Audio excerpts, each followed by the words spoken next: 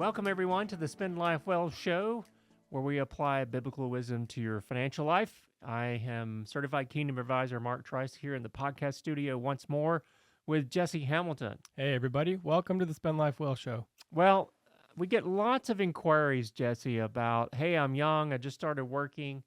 What can I do when I'm young to invest for the future? All right. The answer is a lot of things. Yeah, a lot of things. And the Bible provides a lot of good examples on stewardship. Yes, it does. So let's start off with a couple of verses, Jesse. What does the Bible say about money? So here's a really good example, Mark. Proverbs 3, 9, and 10. Honor the Lord with your wealth, with the first fruits of all your crops. Then your barns will be filled to overflowing, and your vats will brim over with new wine. Do you think there's some people that think that only applied to agrarian societies? Yeah. It only applies to farmers, and that's it. No. But the point here is, folks, that we should prioritize God in our financial decisions and trust His provision. Yes. Not our own abilities, but His provision. And a really practical thing here is to just, when you're building your first budget, you get that nice paycheck for the first time. You're talking about your income and your expenses. The first thing on your itemized expenses there is, what are we going to give? And so giving, then saving, then your spending plan. Mm-hmm. Luke 16:10 talks about our responsibilities as stewards. Whoever can be trusted with very little can also be trusted with much. We're here on this planet to serve God and to be faithful stewards of what He's entrusted us to. Yes. For some, that may be little, and some may be much more, but we all have that responsibility to be a good steward. Yes, I struggled with this actually in my life group a couple of years ago. We had a very strong opinion that it doesn't matter what I do now because I'm going to save now and be rich, and then I'll give money away when I'm rich. Yeah, and that's really, you're either going to be generous now and forever, but you're not going to be stingy now and generous later. Right. There are some studies out there that show that giving does not proportionally grow with income. That's right. And we've seen, especially when you go through election cycles, a lot of the politicians that give nothing. Yeah. So why start in your 20s? Well, early habits shape your financial future. The earlier you start, the bigger the impact. Yeah, we've all seen examples of that. If someone, there's that example of they save starting in your 20s and they save $1,000 a year. Yeah. And they stop after 10 years, yet a friend starts saving in their 30s and saves $1,000 a year forever for the rest of their life. Who has the more money? The second person doesn't catch up. No, they never catch up. Starting early shapes the future. Mm-hmm. And those habits that you start early on will shape your future. If you don't save in your 20s and set aside for retirement or other goals, you're not going to do it in the future, because oftentimes people wait till their late 50s or early 60s and it's too late. Mm-hmm. We'll talk in a minute about compound interest, but almost on a more behavioral level, I think it's the habit of putting away a little bit every month is just as valuable as the idea of compound interest, which we'll cover here in a second. And we understand that's hard. It really is, especially when you're starting out. You're barely trying to figure out how to pay the mortgage or the rent, and make your car payment and all these different things, and you've got professional responsibilities. But even the tiniest amount develops the good, positive habit. Mm-hmm. And it's our responsibility to trust God, recognize that all the resources are His, and we need to steward them with diligence and faith. Yeah. I wish we could call the business God Owns It All and just move on with that. But yeah. I wish that we could. That'd be good. Yeah. God owns it all. All His. Yeah. All his financial advisors. So let's talk a little bit about ownership versus stewardship.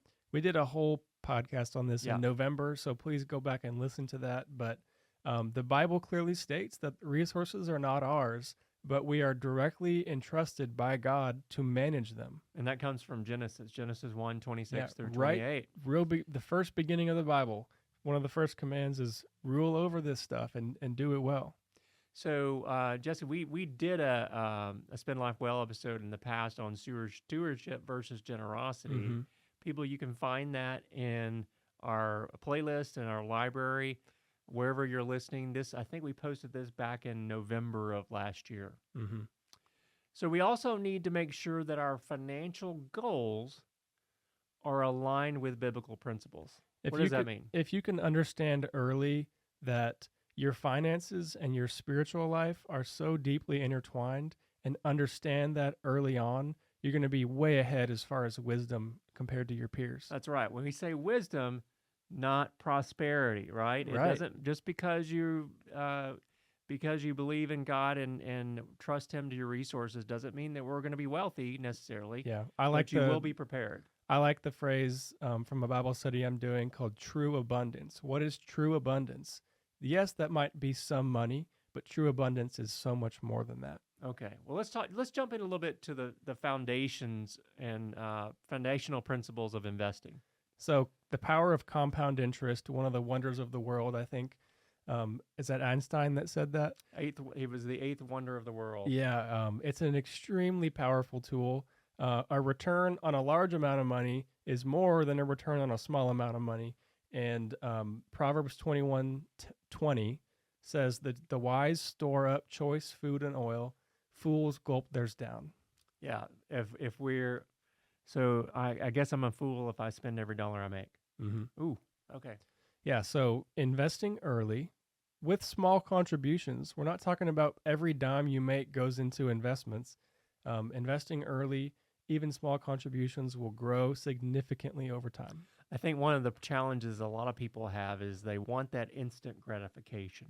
Mm-hmm. We've seen that where people come in, they've never invested before, they're trying to catch up, and they're saying, well, I need to invest in Bitcoin, which is not an investment, it's a speculative use of funds.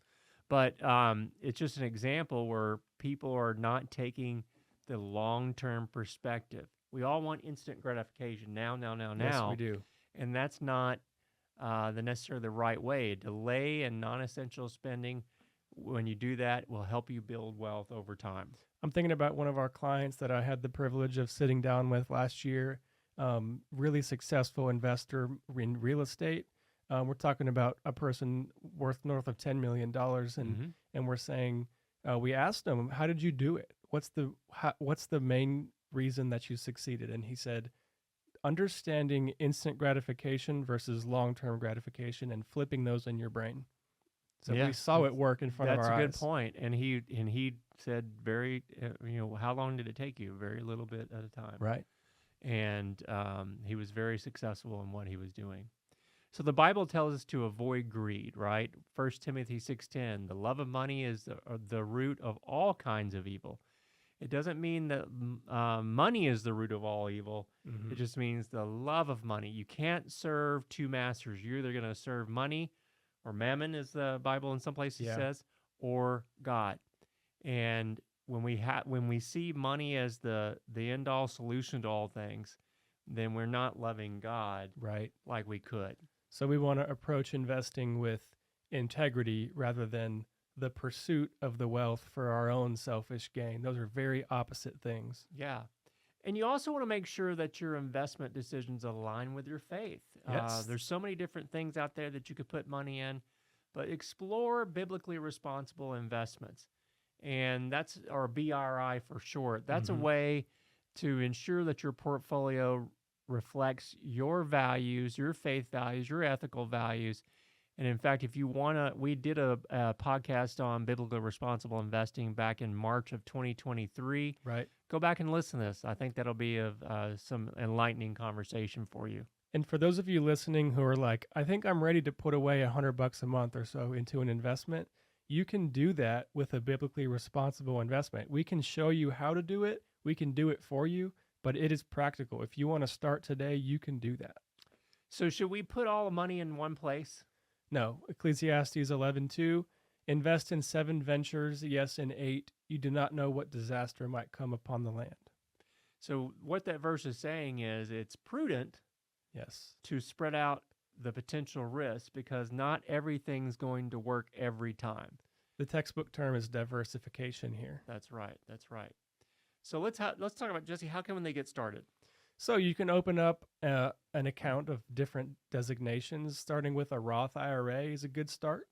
You can invest in index fund asset classes, usually you're going to use what's called a mutual fund at this stage in your life. For and beginners, that's a great way to do it. That's a great way. Yeah. You can do a BRI mutual fund. You can choose an index like the S&P 500 or something and buy a mutual fund that tracks that. Lots of different ways. And make sure that you work with a financial advisor that can help you understand your objectives and your tolerance for risk. Investments need to be catered to you and your personal style, not necessarily because of your age. When you're younger, you can afford to take a few more risks, but it must be prudent and making sure that you're a good steward of God's money that He's entrusted with you. Of course, if your employer has a 401k or some small 403b or a simple IRA, absolutely participate. That's free money.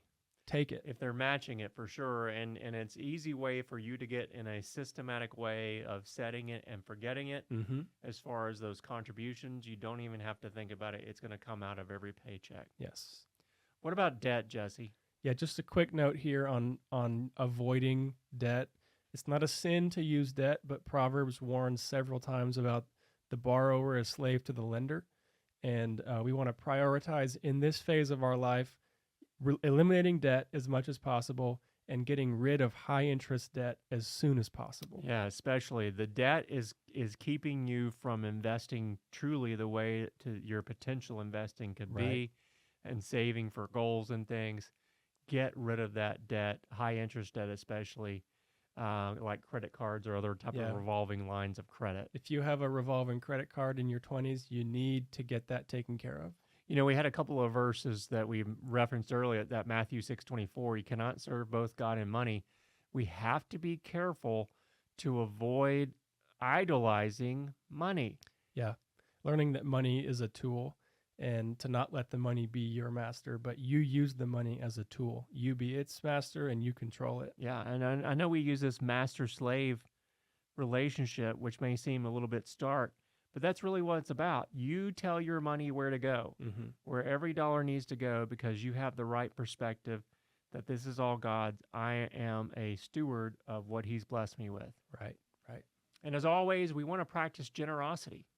And that helps prepare our heart, I think, for saving and giving even more. It's a spiritual stance. Yeah. God loves a cheerful giver, as it says in 2 Corinthians 9. But we need to build that habit of giving to reflect that faith and obedience. What do they say? Obedience leads to blessing. That's Very right. true here. That's right. And with that, when we become good stewards of the resources God has entrusted us with, we need to be content. Was it Paul, Jesse, in Philippians where he talked about? Yeah, one of the most famous verses. Yeah, exactly. It's like don't be in a situation where you can be content in any situation. And he's in prison. Experienced it. Yeah, he experienced it all. He was in prison at the time, and he was starving to death, really. And I think it's important to be content wherever you are in your financial journey and trust God, and let that replace any type of fear or worry you have about your finances. And we've done episodes on budgeting and financial planning basics. You have to have a budget. You have to build up that emergency fund, and you have to start contributing on a regular basis to your future. These are all critical pieces of getting started. Okay. Well, Jesse, I think that's probably all we'll cover this time on the Spend Laugh Well show. Look for future episodes. Look at and review our stuff online. You can send us a note at info@clearvistafinancial.com or text us anytime, 254-282-0495, 254-282-0495. Folks, thanks for listening to Spend Life Well show. We'll talk to you soon.